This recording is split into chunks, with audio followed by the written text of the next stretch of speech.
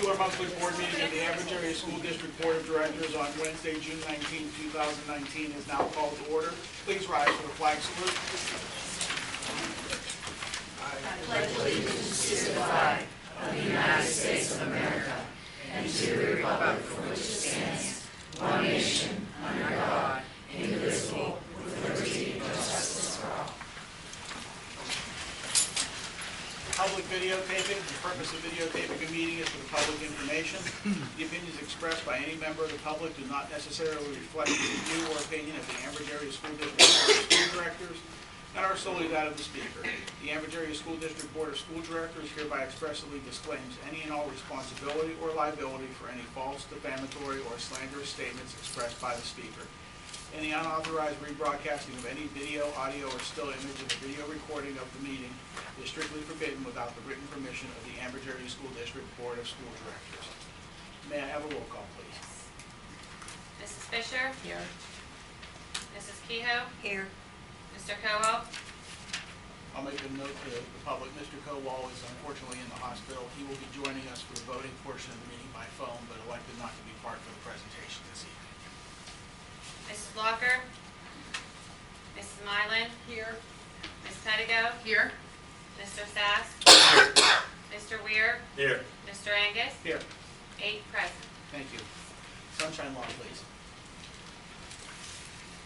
Section 708 of the Sunshine Law permits agencies to hold executive sessions to discuss employment and personnel matters, labor relations and arbitration matters, purchase or lease of real estate up to the time an option or agreement is obtained, litigation or potential litigation, legal matters subject to attorney-client privilege, and other agency business which, if discussed in public, would violate lawful privilege or would violate confidentiality laws. The Board of School Directors held an executive session on Wednesday, June 12th and Wednesday, June 19th to discuss employment and personnel matters, salary schedule and labor relations matter subject to attorney-client privilege. Thank you. Is there any correspondence this evening? No correspondence. Thank you. At this time, can I have a motion to accept or correct the minutes of the April 13th special board meeting, the May 8th meet and discuss non-voting meeting, and the May 15th board meeting? So moved. Second. Thank you. Mrs. Mylan, second. Mr. Weir, all in favor? Aye. Any opposed? Thank you. At this time, can I have a motion to accept the treasurer's report dated June 2019? So moved. Thank you, Mrs. Mylan. Mr. Weir, second. Thank you. All in favor? Aye. Aye. Any opposed? Are there any amendments or addendums to the agenda tonight? If not, then may I have a motion to approve the agenda as presented? So moved. Thank you, Mrs. Kehoe. Do I have a second? Second. Thank you, Mrs. Pettigo. All in favor? Aye. Any opposed? Okay, at this time, let me flip the page. I'm going to turn the meeting over to Dr. Welker. And Mrs. Kehoe. Okay, we would like to recognize the Beaver County Career and Technology Center students who received special awards during this past year. First on my list is Navon Locust for Outstanding Student Golden Hammer Award, which he's in carpentry, and third place award sheet metal competition. Is he here this evening? Okay. Next, William Winkle took first place at nursery and landscaping event. No. Joseph Beaver Jr., second place in prepared speech competition. Caleb Tetrick, second place, management information systems. Terrell Harmon, academic improvement, masonry award. Okay, under health occupation, Students of America HOSA Service Awards. Maya Pride, and I know she's here, HOSA Service Award and 10th place healthcare issues exam, and she also placed advanced on the NOCTIs.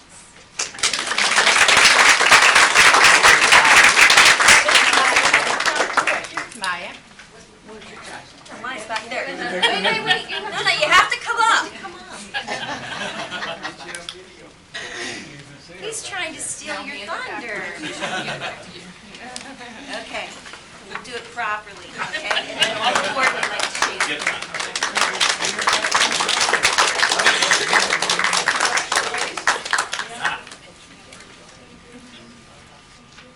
Congratulations.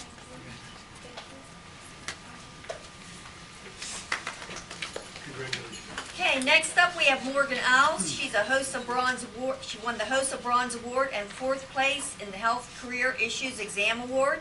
She also received a scholarship to Johnson & Wales University.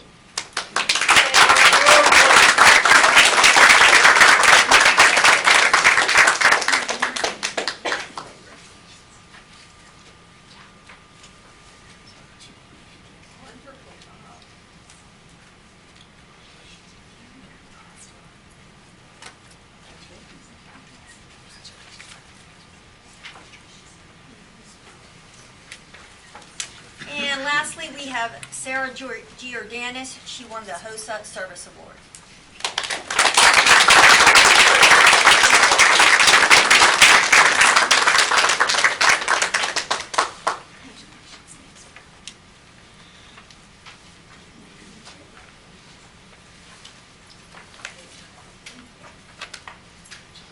Great job, Sarah.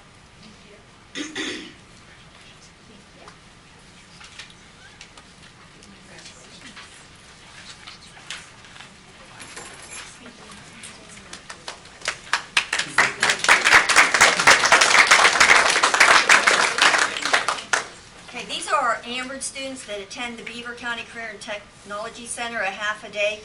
They go to competition on a district and then a state level, and some of them go on to national. So it's very inspiring, and congratulations to all of you.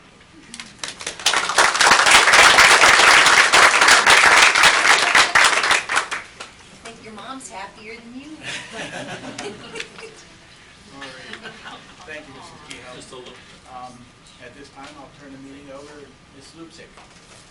I will introduce Mrs. Zubsik. For those of you who don't know, she is our high school principal, and she and the assistant principal, John Boer, have put an enormous amount of time and effort into writing a 3-year grant that provides professional development to help us increase the numbers of AP courses and the numbers of kids we have in AP courses.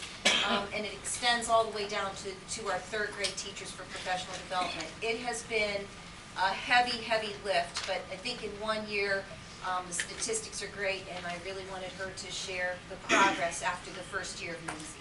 Thank you, Thank you. Ms. Zubsik. Mrs. Brill is going to be my guest clicker because I couldn't get to work, and she's familiar with the program. She's one of our AP teachers and has been in the program. So the National Math and Science Initiative is a 3-year program. We can choose to participate beyond that if we like, but what we're currently enrolled in is the first year of a 3-year program. So with the conclusion of that, I wanted to talk a little bit about the components of the program. I don't know why it's up. No, that's right. But you don't see in the top of the slide. The projector's tilted. Doug did that on purpose. Okay, it's just the title that's missing. So these are the 3 components of the program. You have your teacher pathways, which is the teacher training program and the professional development that comes with the program.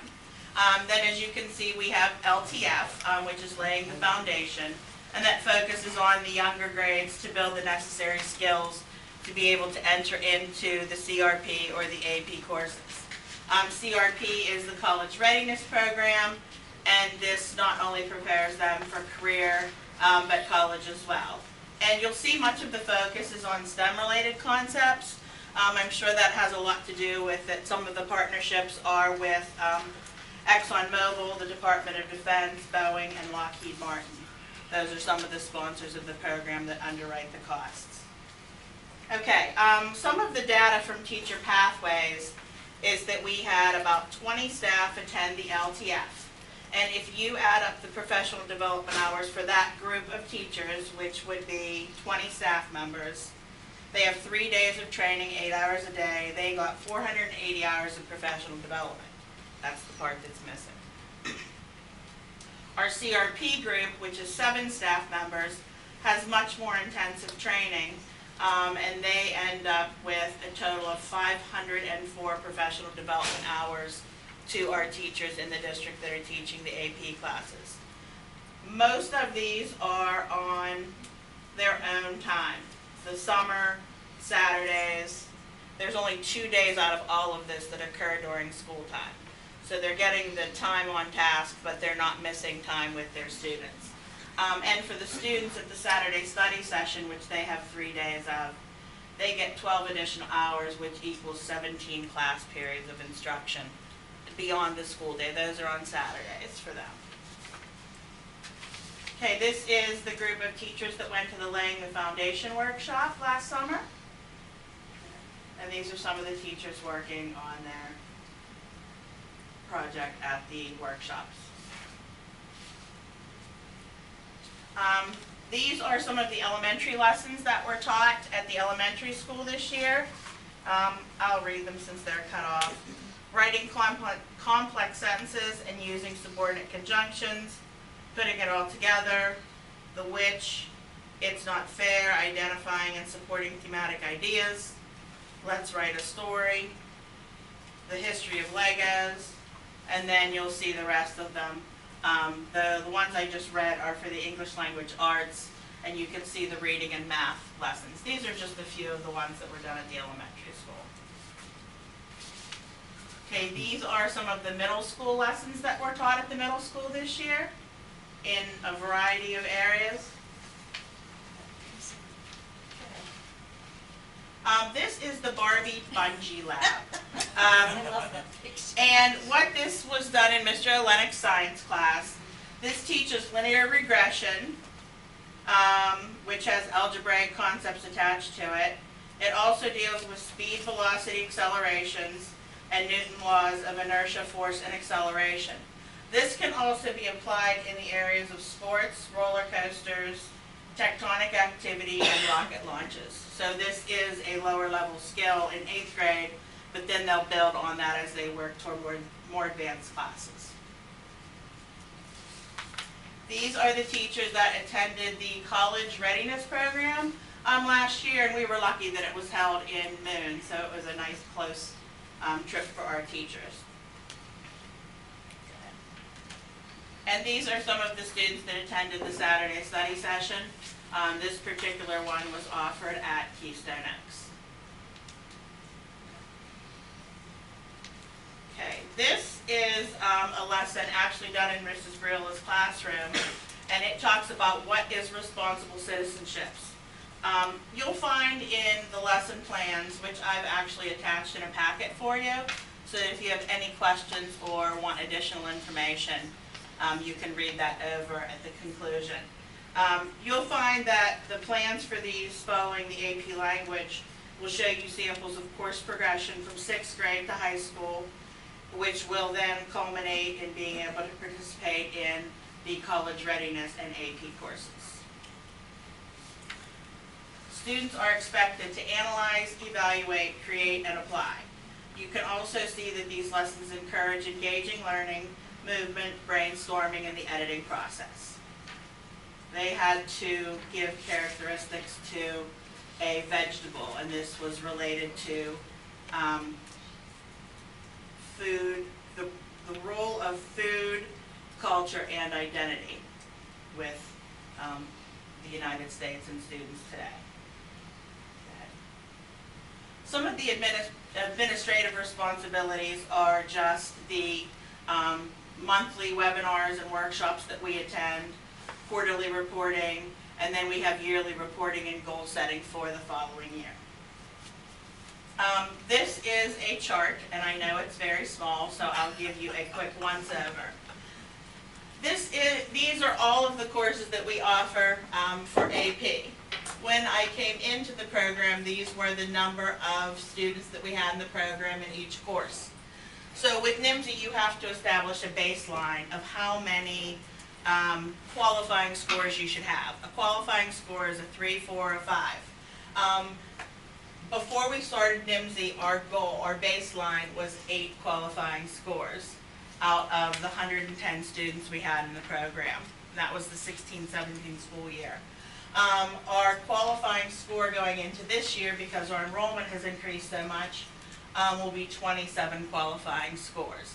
This is just to show how we have to give them our data, and this is how they collect their data nationally so that they can keep track of how their programs are progressing and if you're meeting your benchmarks. Question. When will we know what the scores were? And I know it's May that they took it. July 5th, usually after the 4th of July holiday we get them. So we're waiting anxiously. They have to wait until the students who took late testing finished, and then they report all of them at the same time. And will we also know how we compare with other NIMSY schools? Yes, we will get statistics for the state of Pennsylvania, and the list of schools that are involved in our local area are also in your handout tonight, along with some specific statistics for the state of Pennsylvania. They'll break that all down for us. So in 16-17, we had 110 students in 6 courses. You can see how we've grown in just a few years. On our course demand tally for 19-20 is 12 courses and 249 students. I think we figure that's about a 140% increase in just a few years. Some of the additional benefits of the NIMSY program are that they have purchased supplies in addition to our school budget. Doug, you'll like this part. They've already given us $11,000 to the teachers to purchase supplies so that we can institute their lesson plans. They subsidize the cost of the test. They pay half. And stipends for students who score 3, 4, or 5 is $100. And then if each staff member meets their goal, they get an honorarium based on how well they did towards the progress of their goal. I'll just try to read this briefly. It talks about AP courses or college level courses offered in high school. The courses reflect what is taught in top introductory college courses, and students that take AP exams at the end of each course measuring their mastery of college level work. A score of 3 or higher on an AP can typically earn a student college credit or placement into advanced college courses. The other benefit of having college courses and credits when you go to college is that you also then have usually first dibs on scheduling classes because you're coming in with credits, not just 0 credits, and you also often get choices first for housing and living, so you get to pick before other students do who don't have any credits. Is there any limit to the schools that they can apply to having taken AP courses here? There's no limit. The only thing that's a little bit of a sliding scale is what colleges will accept what score. There are some colleges that will only accept the 5. There are some colleges that will accept the 3 or 4 in certain areas. But yeah, it's all on the College Board website. So you can, even before you go into the whole process, know what you're shooting for when you know what college you're attending. You had asked about statistics. This is how they'll show their growth. This is a projection for what we would like to have at the end of a 3-year process. And this is not just NIMSY data. This is from College Board. So it's a third party who's, supporting that the program is successful. So in a school that does not have NIMSY, 16% of their students are successful in an AP course. For a NIMSY partner school, 72% of their participating students are successful. And that's the conclusion. I'll go ahead and give you some handouts that you're free to look over with some lesson plans and additional NIMSY data. If anybody ever has any additional questions, I'd be happy to sit down and talk about the program. Thank you. Thank you. That's 5 minutes or less. That's what I was going for. It was worth it, that's what it was. Sorry about the time. I'll tell you what else, I do interviewing for my company, and the kids that I see that have gone through and have 5 AP classes at Carnegie Mellon, that's $40,000 a year if you can get 1 semester, because it's an $80,000 a year school. So you could save potentially 1 semester or more. It's a lot of money that you can save.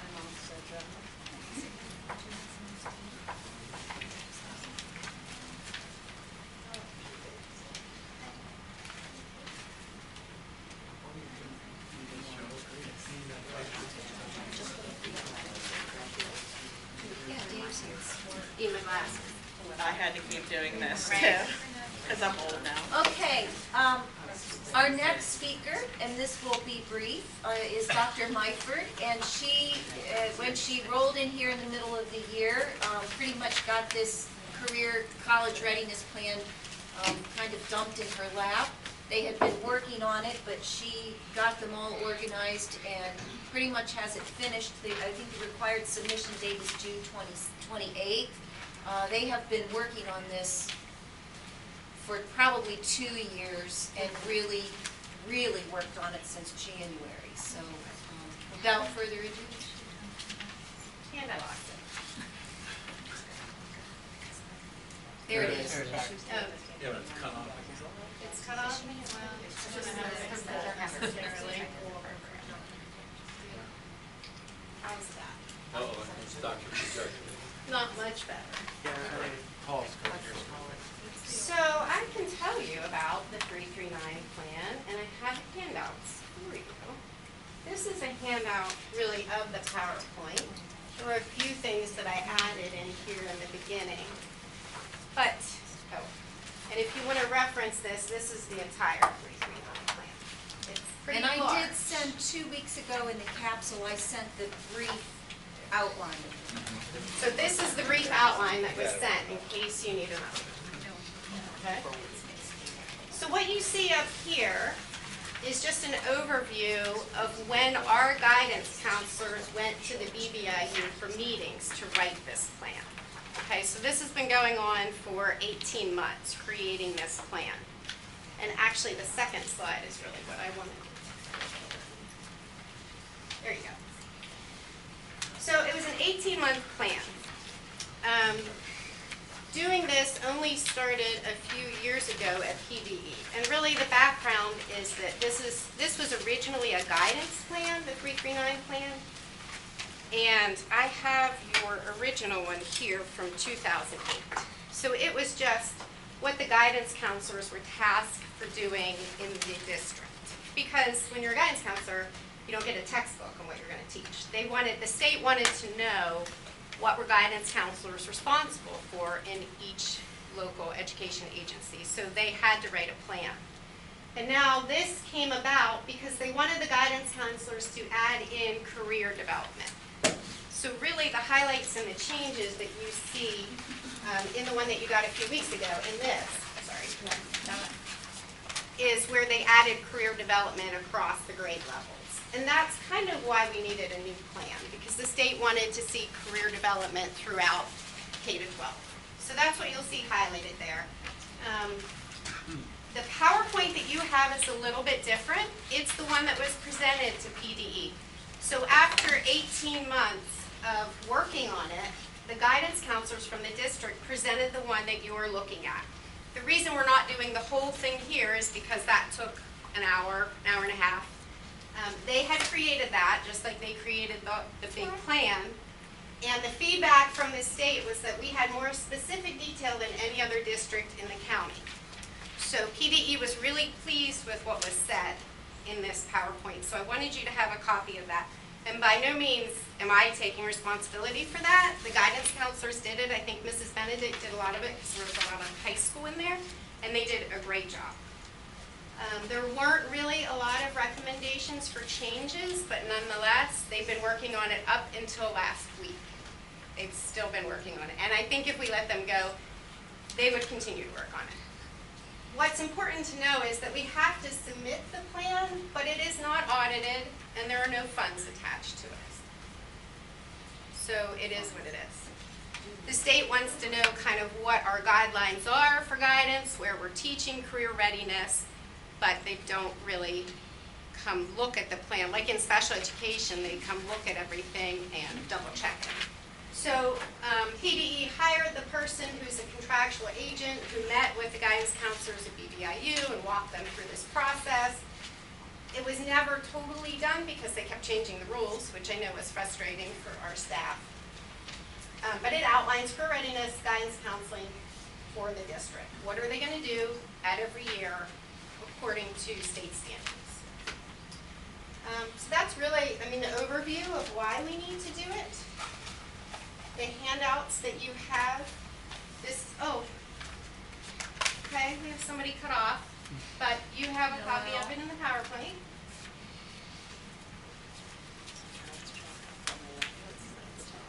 So, yes. All of the people represented here are affected by this plan. They're all written into it.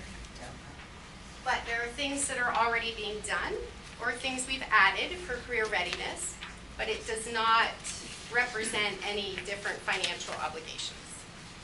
It just really is a blueprint for what they need to do within the district according to standards. Do they only focus on college, or do they focus on No. all career paths? All career paths. Yep. And we built in a lot with, well, I shouldn't say we, because again, the guidance counselors had most of this done before I even showed up here. There is a lot about the Career Technical Center, and we have Teresa Brewer in here quite a bit for the high school and the new opportunities that we're trying to build with vocational training.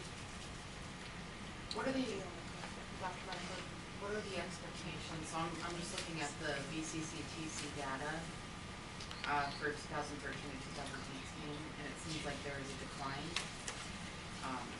in results. So a part of this is putting a plan together, but then regardless of whether there's financial attached to it, we need to see the results that come from it, or are we actually doing the plan? Yes. Yes, Grace. and I'd say we're doing more than what we're required to do because we're trying to create our own opportunities in local industries. Like in places where we can't use the Career Center and what they currently have, we're trying to add more by going into local businesses beyond what already exists or beyond what we're required to do to help students. And again, trying to do it without a lot of cost. Is there an expectation though, for the team? Like, what do we want to see? Do we have targets? I would say that the targets we have that are laid out on that other paper are what are required, right? That's what is required by the standards. Personally, we might have other targets, but what's required by the standards is in there as far as. This is basically reach. If I could add a little bit of information too, we have college and career standards, and starting in the elementary school, the students have to start accumulating knowledge and evidence that they've been exposed to college and career standards and concepts. By the time they get to their junior year of high school, they have to have a career plan and 8 pieces of evidence that we document that they've been exposed to, having a plan for what they're doing when they leave, and also that they've had a variety of experiences in the 4 different standards areas. So as Dr. Myford's saying, even though the plan's just really due on, this next week, that we've been, building through this program as it's been developed so that we can meet the expectation for the college and career readiness. Sorry, lots of questions, because how important this is, yeah. Is there a learning or curriculum component associated with this? And how is that done? Some of it is done through Zello. The social studies department has helped us with some community, resource and engagement. And then the different speakers and programs that we bring in-house or that we send students to be exposed to, like a builder's guild or, something like that. Grace is dying to respond. All right, as Social Studies Department Chair, I'm Grace DeBona. First of all, I'm the Chair of the Social Studies Department here at the high school and for the middle school as well. It became my responsibility this year to ensure that this program was obviously taken care of, and we did that. We did that through Zello first. Secondly, we bring in Columbia Gas through Junior Achievement. My team and I, we also, and Megan was a big part of that, she was our aide in the department, we were able to go through and make sure that every student met the benchmarks in all areas. I created folders for every single student at the high school level.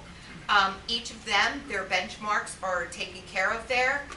In the folder itself, we have the Zello evidence as well as other evidence from whether it be speakers, things that the students did on their own, visit a college, attend a field trip, like when I took them to the trades fair. Teresa Brew does work very closely with Chelsea Benedict and myself, and we were able to ensure that all students have what they need in order for them to meet the 339 criteria. So I just need some filing cabinets at this point. 4 drawers would be nice, and a little office that I could operate. And you know, we do have it under control though as far as the 339. We're well ahead of what we need, where we need to be for the state. So feel assured that it's fine. At the elementary level, we have what's called CC Spark, which Right. is the sister component of Zello. It doesn't match our state standards perfectly, so we're going to have to go find another product. But at the elementary level, the kids loved it, and they explore different kinds of careers and opportunities and create a portfolio. It's all online, so it's housed for us. But now we have to find a different product. So we should expect to Is see- there, I don't know this, but maybe it's a suggestion that we could look into it. Is there a component for elementary for Zello? Yes. CC It's Spark. CC Spark. Okay. Okay, so that is the Spark. Yeah. Yeah. We need to maybe try to coordinate that. Well, Have it's it the same work together. company, but they were talking about changing it for next year because it didn't meet everything that we need. We or other districts need. Our needs, okay. But they And they're change it trying all to- the time too. Yes, but they were trying to do a whole Right. update before they lost customers. And applause to the guidance counselors at the elementary as well as the middle school, Ms. Scaletta, and here at the high school, and the endless support that we got from the students as well as the teachers that helped me do this. So, and of course, Ms. Utzik, Mr. Boer, and Mr. King, who assured that we had everything we needed to work ahead. And I was able to, you know, go to the junior high and teach them and teach the kids what to do and what was going to be looked at. So looking forward to doing that again in the future this coming year. I'm going to respond, I think, to Mrs. Pedigo's concern that we still have a lot of students at the 12th grade level who are undecided.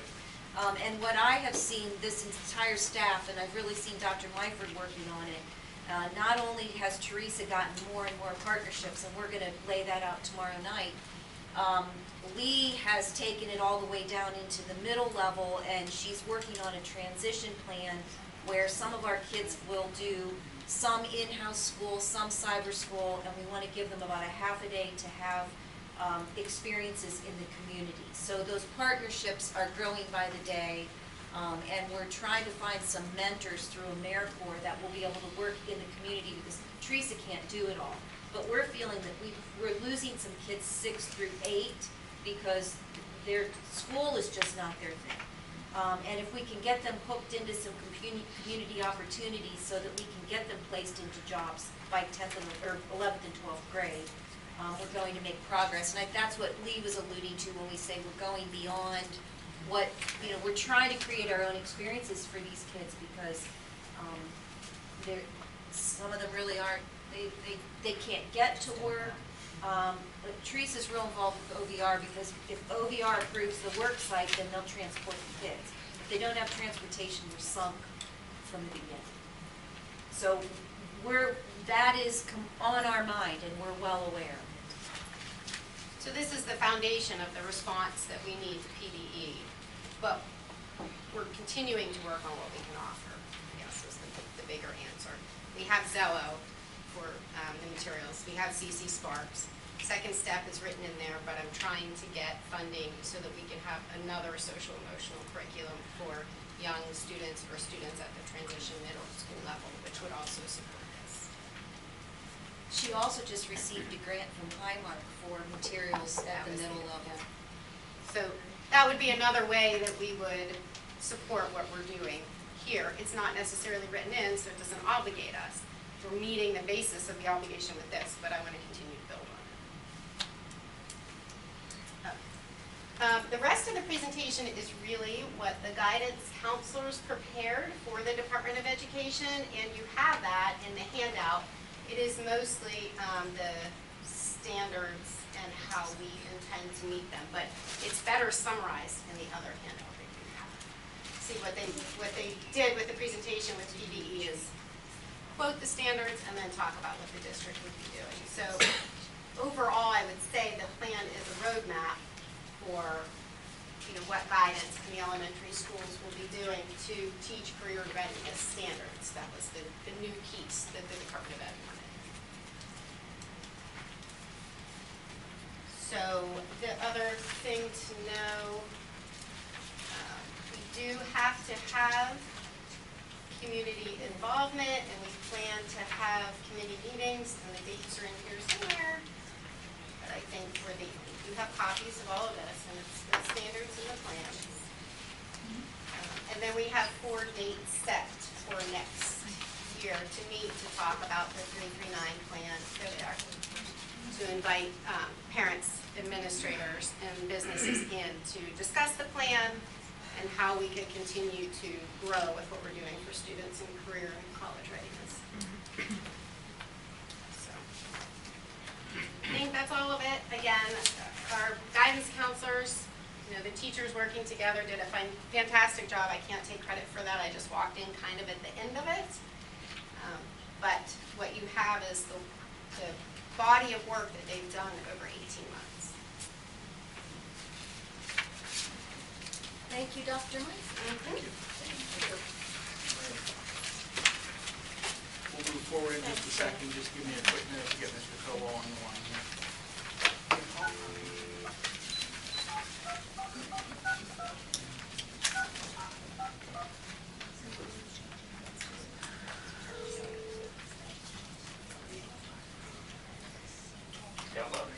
Hi, Roger. I have you on the speaker. We're going to be starting with the portion of public comment regarding the agenda for this evening. So you're on board, okay? Okay. Thank you. At this time, we have district residents may come forward to comment on agenda items only. Each person must state their first and last name and address prior to speaking. Each resident will be allowed 3 minutes and can speak only once. This period for public comment prior to the standing committee reports will be limited to 1/2 hour. Although not required, board members desiring to address questions or concerns may do so after the resident's comment or question or at the conclusion of the committee reports. There will still be an opportunity for residents to comment on any business relevant to the Amherst Area School District under old and new business at the end of the meeting. So at this time, the floor is open for anyone who would like to comment on any agenda item this evening. Hi, Casey Davini, 484 Annisburg Road, Onion I had a couple questions because my mind's trying to wrap around everything. I know that Beaver County is going to be reassessed, and I know that in January or February when you did the original budgeting, was that a 2-point mill that you approved preliminary then? Can anyone answer that for me? Doug? I don't remember what the millage was. I think we've always been at 3.1% increase, about 2.5 mils. Okay, so I was thinking 2.5 mils, but there's nothing in the minutes that states that exact percentage. Well, they don't have, when they approve the preliminary budgets, they're not really establishing the millage. Right, but it was a guesstimate, and it was from the meeting. That's why I was asking. So in doing that 2.5, I know there was a lot of discussion during the meet and discuss and during the board meeting about what that would look like. And for economy borough residents, going from 2.5 to 5 is a huge jump. Even if you want to say around 3, it's still a huge jump. I mean, Riverside just approved theirs, and they did a 2-point mill, and their preliminary was 2 point, and they stayed at 2 point, which is a pretty good guesstimate. So my question is, what jumped so much from February until now? Like, I thought things were being cut. I'm just asking, because I mean, coming to the millage rate proposed hasn't changed. But that was to cover the taxes, right? That's how you raise your taxes. We've always been at a 3.1% increase and at 2.5 mils. Okay, and so in here, it says 5, right? We wouldn't be allowed to raise our taxes 5 mils. So it's still going to be 3. 2.5 mils is what was on the agenda. 2.5 total of. I'm sorry, then am I... 2.5245 mils. But this says 5 mils, right? No. That's just for the deed transfer? That's not overall? Are you talking about the agenda? The wage tax. Yeah. That's just wage tax. That hasn't changed. So that hasn't changed. So that 5 mils doesn't include the It's tax not mill 5 part? mils, that's $5 per capita tax and 5.5 mils on wage, that hasn't changed. So that since I've 5 been- mils, the 5 mils on the deed tax doesn't go into effect with the increase? That's what I'm That has asking. nothing to do with your real estate taxes. Your real estate tax increase that's being proposed is 2.5245 mils, it's always been that. It Okay, has never- that's what my question was, because when I was reading this and I saw 5 mils, I was like, That's been how that are we way. going from that to this? That's wage tax, that hasn't changed ever. That's been consistent the whole time. Okay, so when we met in February and you were talking about those proposals, nothing has changed or been cut at that No time? millage rate has changed. There's been over $2.5 million cut from this budget in expenditures. 2.5 But the mil? millage rate has always stayed at 2. Okay, so then my next question is, and I'm just trying to wrap my head around it because I foresee a trifecta effect coming in once that reassessment comes into play. And also with the cyber schools, having talk to some people that are in current cyber schools at Baden Academy, they had stated that they were talk of opening a middle school. Is that true? They've broken ground. They have broken ground. Okay, so with that being said, what is our plans to budget for those savings if we're raising the mills again this year? Are we going to foresee the next 4 years raising? I'm just foreseeing what is the game plan, because I see our budget and I see everything that has been overcome going backwards. Like I see like we had money to do projects that needed to be done, and now I'm not seeing that. I see us going backwards the other direction. So my question is like, is there a game plan? Like, are we saving for these things that are coming up so that we don't have to raise taxes in coming futures? The plan is to develop a long-range capital plan and projections for the future, and we're working on that right now to develop it for the calendar. That is the plan. But the reality, even just with the salary schedules, which is 75% of our budget, there are 3% increases Right, built into that. I get that, but that causes us to have to raise taxes to some degree year after year just to keep up with inflation. That's the reality. Right, and I'm trying to put all the numbers together, and based on everything and seeing, all I see is dollar signs. I see let's approve this, let's approve that, let's approve this, let's approve that, and I'm foreseeing us constantly raising these taxes, and I'm foreseeing Economy Borough, if once this reassessment goes through, a lot of people moving out because they're not going to be able to afford the taxes. The When millage a rate will go down. When a reassessment occurs in the county, the school district will be forced to adjust its millage rate downward So, based on the assessed values, so there's no windfall to the district. so does that mean you're going to get less money for the school district? No, it means it'll be revenue neutral, but for the taxpayer, there will be no difference because your assessed value is going up in a formula, the millage rate will go down, it will be the same. Okay, I'm just trying to understand so that I understand when you're talking about all of this tax stuff, and because here's what I see. I foresee another 2.5, 3 mils. I foresee my taxes going up $300 every year for this year. Another $300. That's what I see for this coming year. If the 3 point whatever that I see $300 more that I got to pay. So that's why I'm just trying to understand what all is calculated, how all is calculated, so I can wrap my head around it. And when you're talking about all these numbers and approving everything, I want to make sure that I'm understanding everything and that people in Economy Borough are being to afford that amount of taxes. Because I'm not on a fixed income, but those that are on a fixed income, that $300 is a lot of money. Especially if you don't make a lot of money. So, and I don't want to end up like Penn Hills where they're cutting major drastic because somebody else came in and told them they had to. So I would hope that... I can tell you that there are only 3 residential homes in Ambridge Area School District that are assessed at over $100,000. But if you are assessed at $100,000, your taxes will be going up about $252. But there are only 3 homes that are even going to come close to that in the district, based on the current millage rate that's being proposed. I have 5 acres and my house is assessed at $37,000. It's worth more than $37,000. So I don't know that you're going to see a $300 increase in your tax. I will.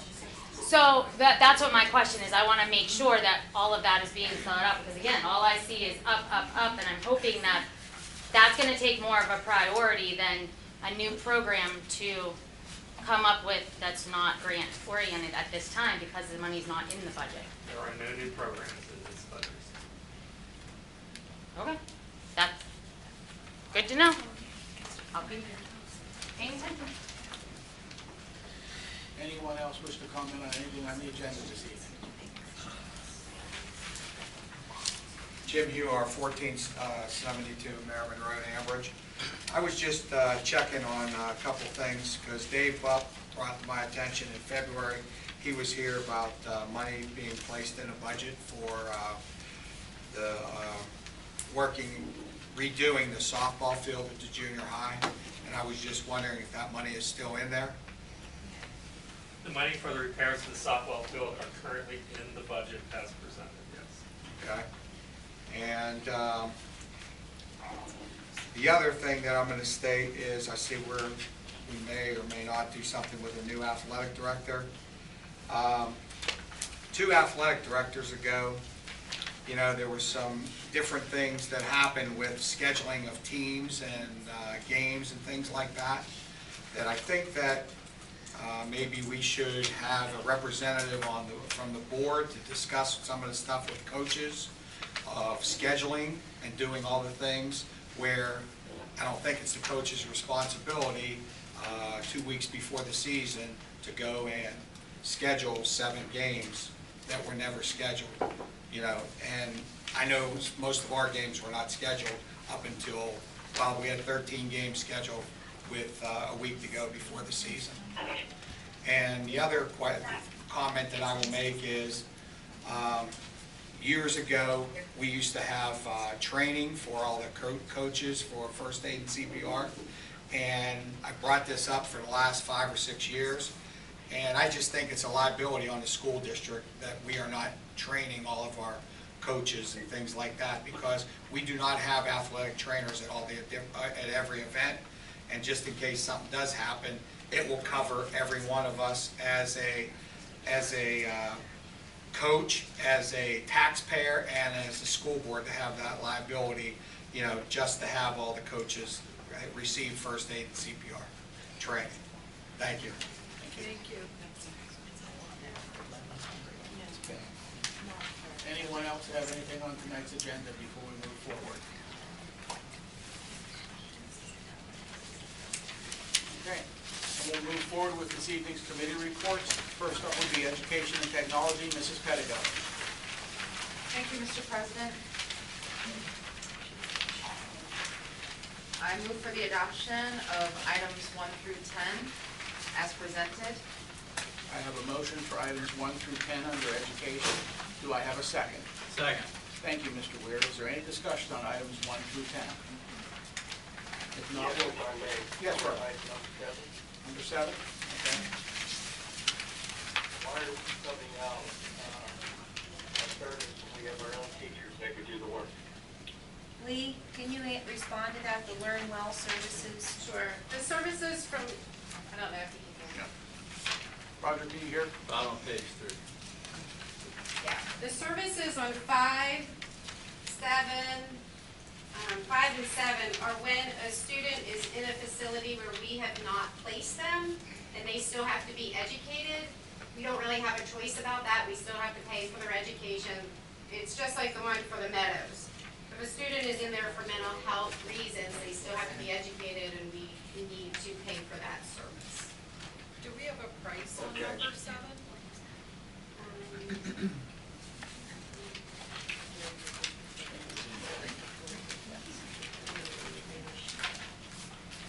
The Learn Well one is for when a student, it's a third-party vendor for, I think, when a student is in Southwood. Here's the What is the cost of that service? That's what we're looking for right now, Roger.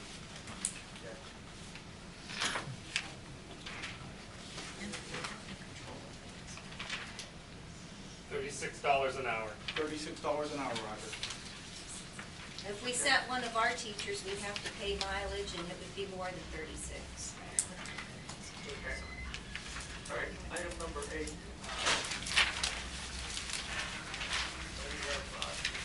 For teachers, and that we could do that same job, why do we have to go to? Those are for like OTPT services and special services that maybe we don't need all year. So we can't really hire a full-time person when we have 2 kids that need OT.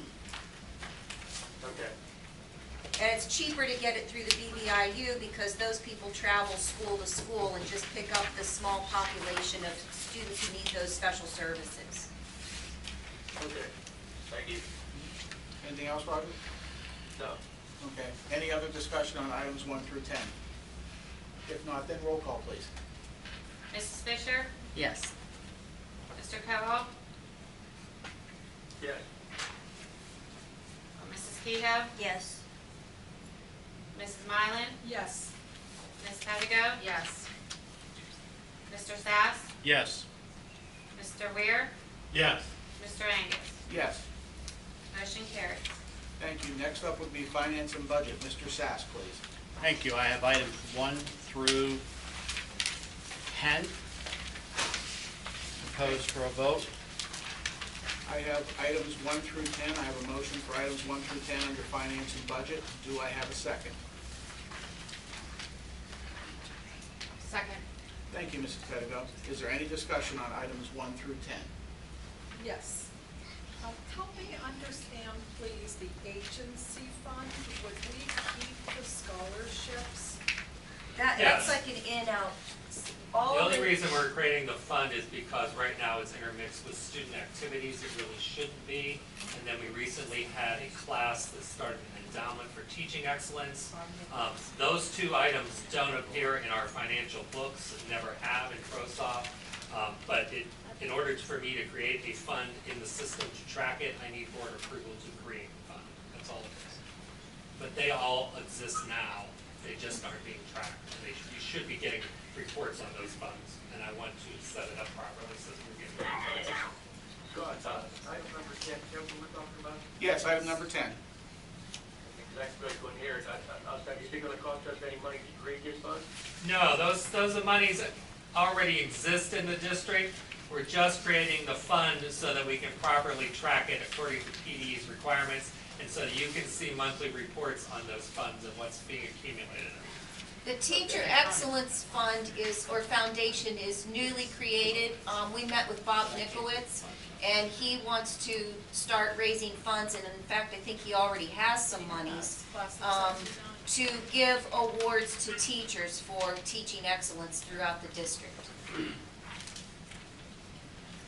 So I also would like to discuss, again, item 4, the final budget. I know we've had at least 3 budget meetings. I think we know on the board who is for and who is not for this final budget. Again, I would like to bring this up, and I don't feel any different than I did before. I would like to see us decrease the budget. I don't want the district to outprice ourselves, especially with the competition that we do have. And our clients are our residents and our students. And I think Casey's a good example that people do not understand that we're keeping up with the, just the cost of living. People want a value, and what I'm hearing from people is there is a concern about the cost that we have to pay in comparison to the value received. So we can go through and vote, and that's probably the best thing that I did want to say. I would like to say something. Sure, Roger. I think that by looking at the numbers of this budget, I do believe that we possibly may need some type of an increase, but at that rate that we're proposing tonight, I'm not really in favor for because of the fact that I think there's other areas that can be cut in on budget, and I don't think enough due diligence was done in that area. Just my comment. And again, I don't want, my residents are beating my ears to the fact that they're tired of raising taxes every year because their idea is the well only goes so deep. And these people can't afford to keep digging into the well. Okay. Any other discussion on any of the items 1 through 10 before we do the roll call? If not, then a roll call, please. Mrs. Fisher? Yes, with the exception of number 4, no. Mrs. Kehoe? Yes on 1 through 10, no on number 4. Mr. Cowell? Yes, on 1 through 10, no one. Mrs. Mylan? Yes on 1 through 10, no on number 4. Ms. Pettigo? Yes. Mr. Sass? Yes.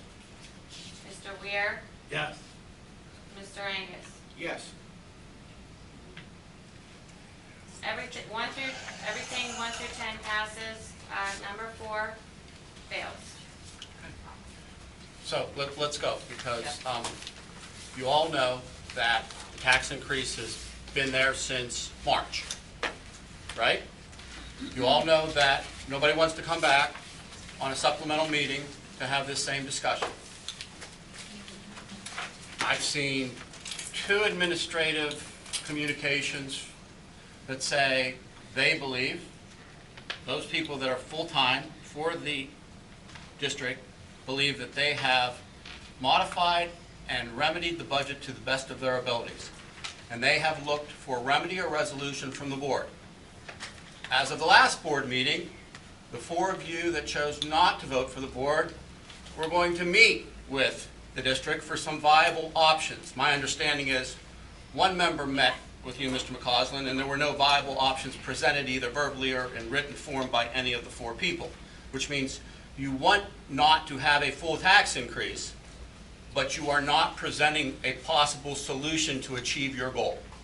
And I don't think there's anybody on the board that is resistant to changing the tax increase, knowing what the compromise is going to be. There are 2 major pieces in the budget that everybody seems to ignore. One is we deferred $400,000 of maintenance from last year into this year because of the charter school increase. We then last week unanimously approved an aesthetic bridge into the front of our building, knowing that we couldn't change the entrance to Duss Avenue because the cost of building a foyer or other room in front of that and eliminating the bridge was less than financially viable. So you have $650,000 into the budget. You approved the bridge. So I ask you, if you approve the bridge, how are you going to pay for it? From where is this money to come from? It's not that you want to be popular on the board. There were 10 open slots for potential elections of people who wanted to be on the board. There are 3 candidates for 10 slots. All you have to do is walk down to K&N and get 30 signatures, and you can be on this school board, and you can govern in a fiduciary role and responsibility. So it's not your service to the public because it's an election year. You were placed on the board willfully to make difficult decisions in a fiduciary capacity. And I'm somewhat frustrated that you knew that the tax increase was there in March, yet it's the last meeting prior to when we have to submit it to PA, and now you're raising your hand going, ooh, ooh, ooh, I don't like it. And the request at the last meeting was Mr. Sass. to find some viable choice. I think your condescending tone with this group is productive. And I I asked- completely understand what you're saying, but I don't believe that mine or anybody that is opposed to this in any way has changed our mind in any budget meeting. Choose a solution. That is my only request. I emailed and I did presented as a well. solution. So let's go through, because there's no need in going to a supplemental meeting, right? I Are agree. we going to take out the sponsorship for the libraries? You have a tally list, right? I'm fine with You need that. $100,000 or $150,000. It's illegal in the state of Pennsylvania not to provide something, so if you do want to take that out, you still have to provide something. I'm just saying, we have a list. Nobody wants to step up and be the bad person and sacrifice something. We're to the very end point. Whether my tone is condescending or not, at the end of the day, the message is the same. We have a budget that's not balanced. We're $150,000 out. We either raise taxes 3.1%, or we raise them 2 or 2.5%, and we cut something else. Administration has said, I don't know where else to look, advise. I've seen it 3 or 4 emails to the entire board. If you indeed have sent something to the administration that hasn't been acted on, then speak up, because we need $150,000. That's all I'm saying. And am I frustrated that we're having the discussion in June instead of in March? Absolutely I am. You're not the only one that's Right? frustrated, Jim. But I'm saying, just find a solution. I don't have any favorite That's what we projects. have. Pick. Is it $11,000 for the softball field? Is it $16,000 for the library? We can't stop the bridge now, they've already fenced it off. That's $250,000. Everything in a school district, unfortunately, is a safety issue. A pothole in the softball field, in the outfield, is just as much of a danger as a cracked sidewalk in front of the high school. Everything relates to So I see that later on our budget is the paving. That's one of the things, I actually went there, I walked. I don't feel that we're in the situation for paving. Also, I know that Baden Borough, a few years back, got a $50,000 grant for Safe to Walk for the State Street area. So I would like to recommend that we look at the Safe to Walk grant for some of this paving issues. So I would like to defer that from this year's budget and look at The some of the paving is grants. now currently all in the capital reserve fund. It is not part of this budget. It will not change or anything. But we're putting in $200,000 into the capital reserve from the budget. Yes, that is what's currently in the budget. So that was one of the recommendations, Mr. McCausland, that I did make, is that we remove the capital reserve fund for this year. And I know there's tough decisions to be made. I will only say that we should learn from history. Predecessor boards did not properly maintain the buildings. Every time there was a difficult decision, they either borrowed money or they deferred maintenance or capital improvements. 5 years ago, the board agreed to a capital reserve in projects long-term plan.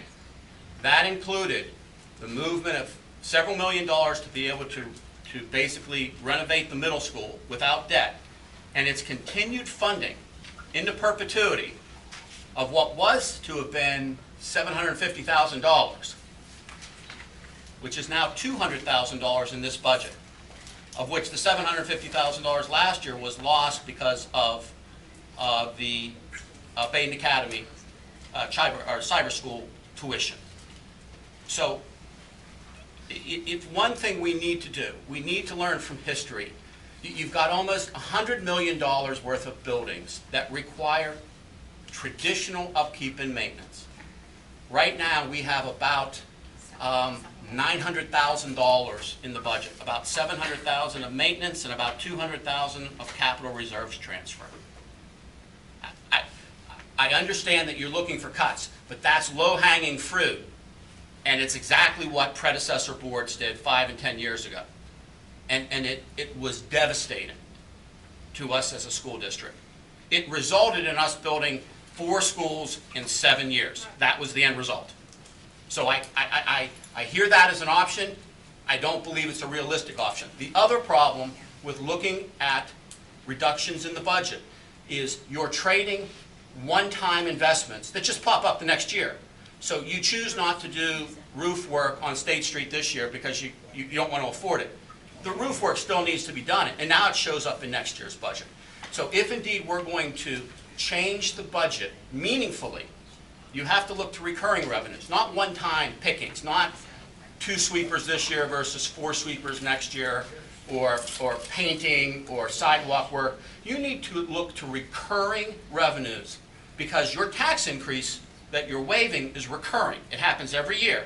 So you choose to forego a portion of that revenue. You must now choose to forego a portion of the expenditures. And to the last meeting, we as a board were advised that those savings cannot come from professional FTE based on the existing contract. That is a no-win situation. So it really relates to something else. And when we talked about structured and viable alternatives, present something, it has always been framed in the same regard. Show the administration, suggest to the administration something that isn't a one-time deferral. I'm not going to paint the goalpost this year because we'll paint them next year. It's what we're doing with the bridge. We can't afford to build the whole bridge. Half the bridge is budgeted this year, half of it is next year. And to the comment from the last period, you talked about the $100,000 contingency in the budget, 60 of it went to the bridge. So if you look at the budget one page that you have here now, there's $40,000 left in the contingency. Now you can axe that contingency, that's $40,000 right off the bat, but you've got no stopgap budgetarily. So my frustration is only one of, we don't do this full time. You've got an administration that does. And all I've seen is communication from various representatives in the school district saying, we're out of options. We're as skinny can be operationally. It is not a problem with cash. We have cash. We have money sitting there, but the money is allocated for long-term projects that we have to save for because the project exceeds what we're capable of doing in any given year. This is not a cash problem. This is a spending problem. It is a spending problem. So what are we going to reduce the budget from on a recurring basis, an expenditure that occurs every year, that we can get through this $150,000? You know, it was explained to me that the average tax increase is $60 a year for the average resident. And if we increase taxes 2% instead of 3%, the average tax bill is going to be $52. So, and admittedly, if you have a house that appraises higher than that, you'll pay more, and if you have a house that appraises less than that, but that $50 or $60 is based on a median assessed value within the school district of $33,000. The average house, over the totality of all the population, the average house is assessed, unfortunately in 1981 dollars, at $33,000. For me, it really is the bigger picture. Looking at $50 million to educate 2,300 children is absolutely outrageous. Think about it. If we sent those 2,300 kids to cyber school and bus them and paid off our buildings, it would still be $25 to $30 million a year. We'd be saving $20 million. We have got to find a way to be more economical, because I feel that spending $50 million on 2,300 kids is outrageous. Can I say something? Sure, Roger. I agree with Mr. Staff in a lot of areas, but when it comes down to it, we as a board do not make cuts on anything. It is proposed to us, and we either agree to it or not agree to it. We have 3 administrators that make well over $300,000 a year combined that are supposed to make these hard, those decisions. And until we start making those decisions, and I mean hard those, like having summer school and we don't get a return.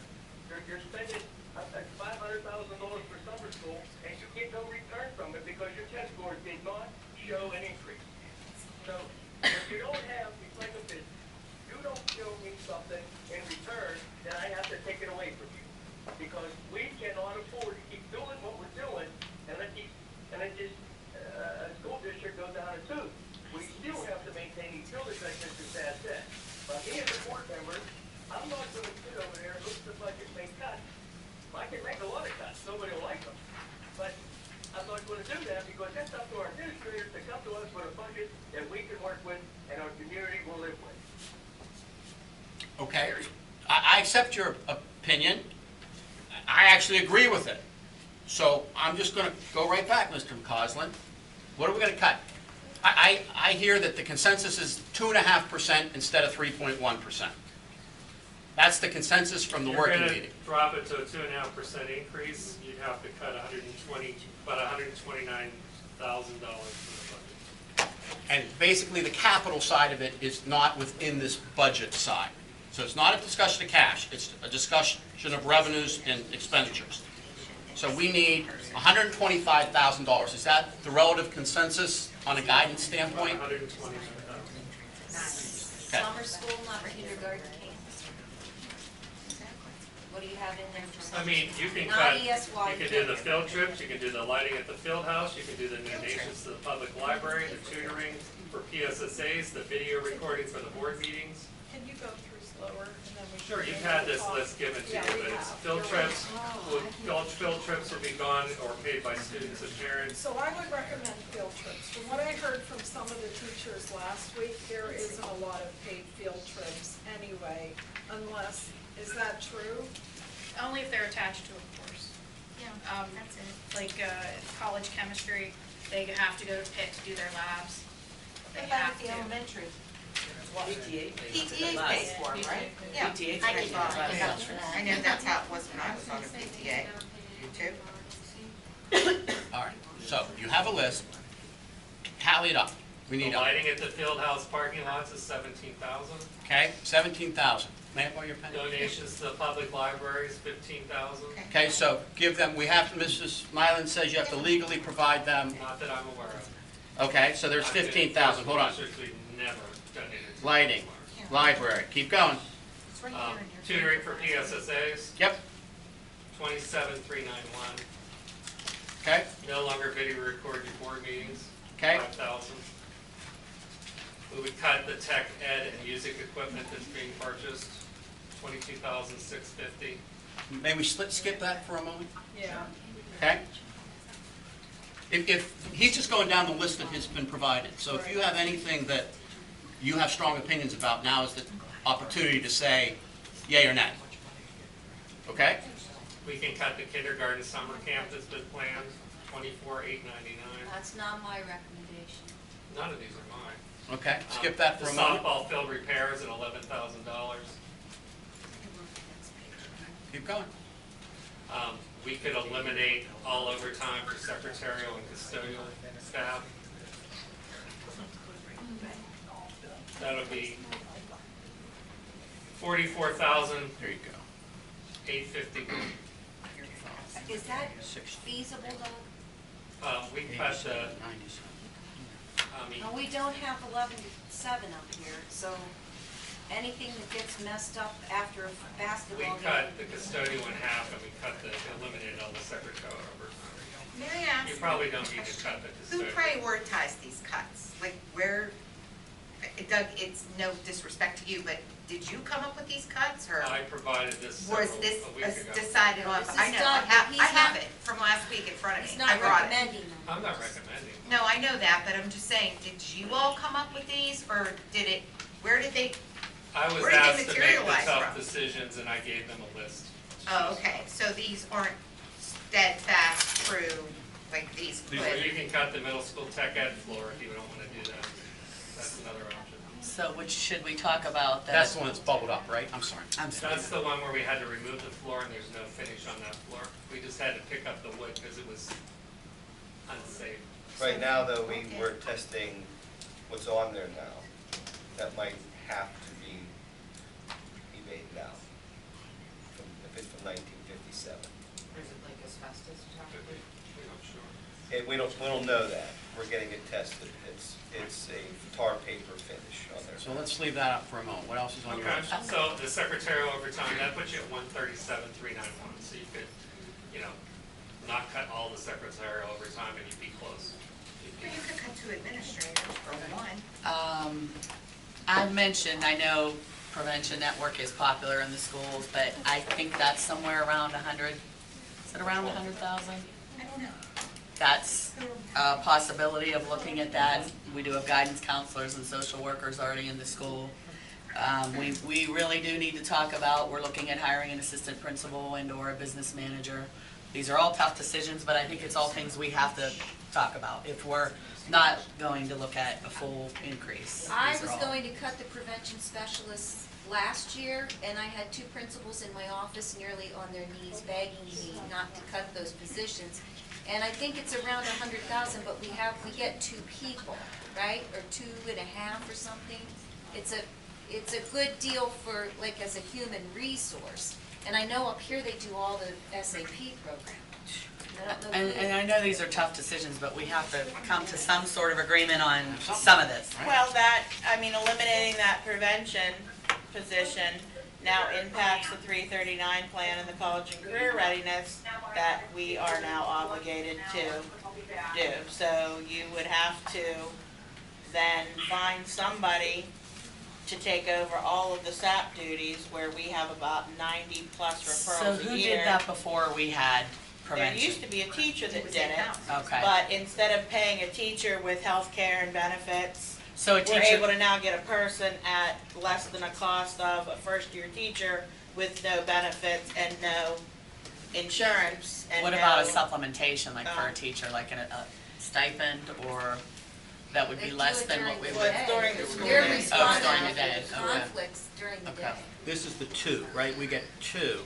We basically get 2 for the price of one. Right, we get 2 for the price of 1. The business manager was added to the budget because you were paying an outside agency, and it was directed by the board to hire a business manager rather than pay the outside agency to make the Do decision. we know how much around, we do pay that outside It's agency? about $90,000. For 3 days. I have I- another question. Okay. Okay, on tonight's agenda, page 9, athletic director, number 12. It was the job of the athletic director in the past to handle both athletics and transportation. If it was my understanding, they did both. So now with the hire of this athletic director, they're not going to be doing transportation. So that means that we're going to have to hire somebody to do transportation. That's the, we're gonna That's go in to the with the business business manager. manager. It's more appropriately designated to that person than an Okay. AD. I didn't know what the job description was going to be and how it changed. Because to me, that's $60,000 right there, boom. I don't know, who is the new business manager? Do we hire somebody? No. Oh, okay. Okay, so lacking the softball field, you're at $126,000, is that correct? In informal math. Well, if we're doing everything I listed there, including the secretarial overtime, I'm at 137, so I'm above where I need to be. Right. Not middle school tech ed. That's still there. But that's leaving the middle school floor in, the summer kindergarten. Can't read Summer this. kindergarten is out, but if I take that out, then you'll be at 112. You're at 112 with summer kindergarten. Out, if you're gonna keep Right, it. so at 112, we need 130, so we need 18. What about, are we doing some kind of welcome to school? Is that costing anything, like welcome back? No. We doing something in August? No, it's not costing anything. That's all done by donation. Okay. So if you take 18 out of the $40,000 contingency, you're at $130,000 and you can raise taxes 2.5%. Knowing that the lighting of the field house, the library, the PSSA tutoring, the videoing, the overtime of janitorial and summer and secretarial staff. I have a question about the overtime, is when do the secretarial staff, what do they do from an overtime standpoint? If I've got HR, we're hiring new people, and we've got to get everyone in the system, and right now, we have to get everyone's new salaries placed in, they have to work additional time to get all that work done. June and I have to go back down and There's a very finish limited preparing time for frame. tomorrow Yeah. after this. Building secretaries may have a volunteer to help function going on in the evening and have to stay after to help with those things. There's numerous times when they're assisting with things, June. It's relatively a bogus savings, is I think the real answer. You're going to cut it out of the budget, but the reality is there is going to be some realistic overtime that has to occur just by the nature of operations. So it's bogus. I literally will stop mine, they'll just have to do it during their time, I will not let them run over. So you have to put out basically a memorandum that says there's no overtime unless it's approved. But it's a big number, it's 44 grand. Can I just ask, it's 150,000, right? That's all we're looking for? Yeah. $129,000. $129,000, half of a mil. Okay. And it seems like you're cutting an awful lot of things, and again, sorry, I'm not doing this to disrespect anyone, but I'm trying to give an option of something that will make all of it, wouldn't it be easier to relieve an administration position to save all of that area? It makes more sense from a tax, you're not cutting from the kids, you're not cutting from, listen, that's not up to me. You guys get paid way more than I ever have. I'm just looking from a taxpayer's person. You're cutting all the things that we need to have done. But a real reality, the hard decision is you can relieve one administration position and make that budget. And I said, I wasn't going to make anyone happy, but I'm giving you the hard decisions that no one is bringing to the table. So the board asked that question and found out the number of administrators to the number of students was in the lower third of the school districts in Beaver County. So when we looked at that, we asked, right, I don't remember who on the board asked. Someone asked, tell us the relationship of the number of administrators we have employed in the school district to the number of students within the school district and create a ratio for us. That ratio showed that the number of administrators was actually below the mean, below the average of the school districts in Beaver County. So we were in the bottom 3 or 4 school districts in the entire county as a relationship between the number of administrators we employ and the number of students we have. We don't have even if we wanted to take an administrator, we have certain restrictions associated with that, just like we do with any of the represented employees, thank you, because of existing contracts. This is, a school district is not a public or a private for-profit company. It's not a company like I'm involved with, right? If I have a performance problem with somebody within my organization, I can call them up to my office and they can go away. That's phenomenal flexibility from a business. A school district does not have that option. It requires documentation, a workout plan, achievable results against the workout plan if you can or cannot achieve those results, and that time frame is typically a year. I'm looking for administrative advice. The last couple times we've done it, it's been 12 to 18 months. So as much as I'm a staffing guy, and yeah, I'd like to change some ratios in staffing, it is not a viable option for this budget. It was one of the first things we looked at. I just thought I'd ask, because sitting here, this is what I'm hearing. What is going to happen with Anthony Wayne? What's going to happen with Anthony Wayne?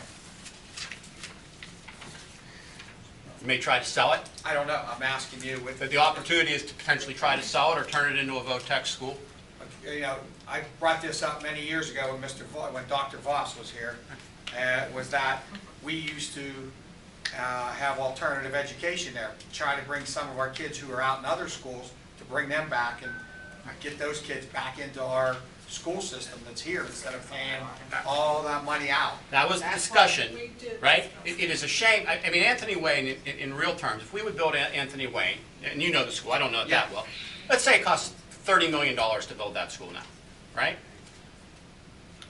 If we sell it for $500,000 or less, people will be jumping for joy because we're saving $65,000 of utilities. All right? So that's the difference. You know, it's kind of like buying a Corvette. It's really important to you. But when you want to go to sell it, nobody else wants to buy it because you can't take it to work. It's the same situation. I agree. So I think the board did talk about repurposing Anthony Wayne in some vocational aspect, welding school, electrical school, combination, right? Alternative ed for some of the kids. And then the answer came back, you don't want to compete with BVIU, right?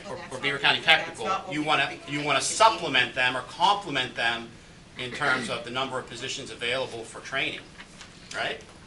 But the reality is, I think the board was very excited about that alternative, but it's not going to happen between now and June 30th. Just like applying for grants or things are not going to help a budget that has to be approved and given to the state by June 30th. So yes, but long term. Some of that is, there's a different type of alternative for some of the kids who have issues, behavior issues, things like that, to try and bring those back from other areas like Class Academy and Holy Family and some of the other ones. At least we're having our own staff work with our own children here and saving money.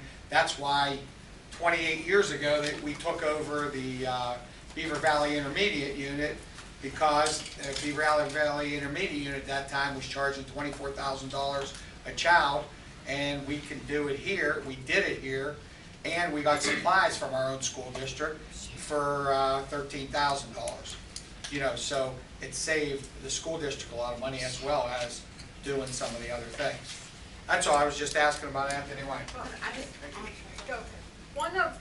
We did discuss this. One of the things is, you know, Anthony Wayne was built in late 50s. 1965. 63, something like that. So there's no elevator in there, you know, so there's so much remodeling, and as you can see, there's not any extra money flowing around.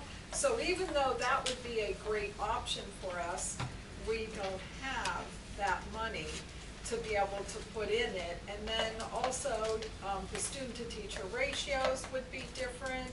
So the amount of money we'd have to spend in order to get that viable solution up and running is not something that we have at all. Well, it's not always an elevator. There are ramps that you put ramps in and things like that there. You know, some of the. And you may choose not to use all 3 floors, right? You may choose to use the Well, basement you and can and choose the to use first the floor, basement whatever and it the is. first floor, yeah, correct. Not the second and third floor, just shut them down. So I propose another motion, which is to modify the budget by $130,000 and modify the tax increase to 2.5%. You can figure out the actual numbers, with the subtraction of these programs as enumerated, plus $18,000 from the contingency line item. And I make a motion to that effect. We have a motion on the floor. Do I have a second? Can we hear what those items are again, the ones that we? You want 18 from the contingency? Well, if we leave summer kindergarten in based on the superintendent's opinion. Well, I can make it balanced. I can read those things off if you want to hear what they are to balance. Yes. Yes.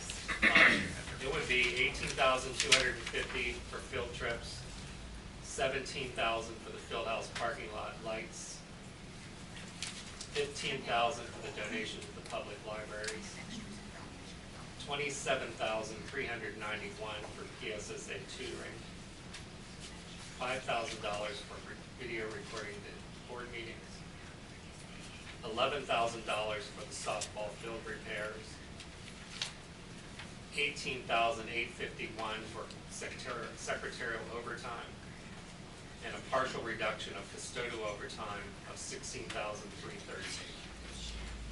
That comes to $128,830, which will balance your budget. Right. And then At 2.5% increase on the millage would make your millage rates. The millage increase would be 2.0359 mils, coming to a total millage rate of 83.4709 mils for the 1920 school year. and I propose leaving the softball fields in and taking that money out of the contingency against the list you gave.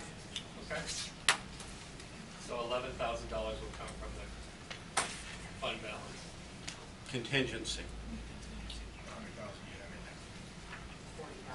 There's 40,000. Right. So you want to, all right, so we'll just add the line item for 11,000, but in the end, you're going to reduce the contingency by 11,000? Correct. So you'll still be balanced by reducing the budgetary reserve by 11,000. So there is a motion currently on the floor, as we just went through. Is there a second? If I may add one more thing, but to add to that motion, I would like to cut at least Rebecca backwards to half, so 50,000 a year rather than 100,000. And then I think that motion will fly. It won't change He your wants to budget. cut. That's coming out of Title I anyway. Prevention 50. That's a match. Title I money is That's Title I. match the expenditure, Which would be right? the same for an academic coach. That's all. Yes, so if you don't spend the money in the right hand, you don't get it from the Yeah. federal government in the left. Right. So it's, There's no reason to do it, there's no reason to pull it out. Okay, so Roger, the 50,000 for prevention, you said it's Title I, and you said it's still condition or not? We're on the maintenance budget. Well, they're saying it's all title money, then if we don't need to, we can't do that. Right now. Rates is gonna be a little bit. I just think we're spending way too much money in that area. Okay, but it's title funds, so we can always talk about moving title funds to other title areas. We can't take title funds and put them in the general budget. Correct. Okay, so that's off the table for now? Yes, that's gonna be up there. Okay. So we have a motion as was presented by Mr. Saps to cut the items that were just enumerated and go with 2.5%. We have a second. Thank you. Mrs. Mylan will second. Any other discussion before I ask for a roll call? Can I just say one thing? I was gonna say it before, but I just wanna make sure, so I've been thinking about this, obviously, as we all have, it's a huge burden on our minds because we wanna be responsible advocates for all the shareholders that are involved in the school district. And so, after thinking about it for a long time, I wanna make sure that we have a solid plan for success. So in exchange for my vote, I expect to see that all shareholders will be involved in the strategic plan, in addition to the capital improvement plan, to grow revenue by recreating and revamping programming, determining and putting in the work to decrease the number of charter and cyber charter payments by attracting students back to AASD. That is not just the board's responsibility, that's not just the administration's responsibility, that's every teacher, every staff member, every parent, every community member. And so we are not going to survive unless we move forward.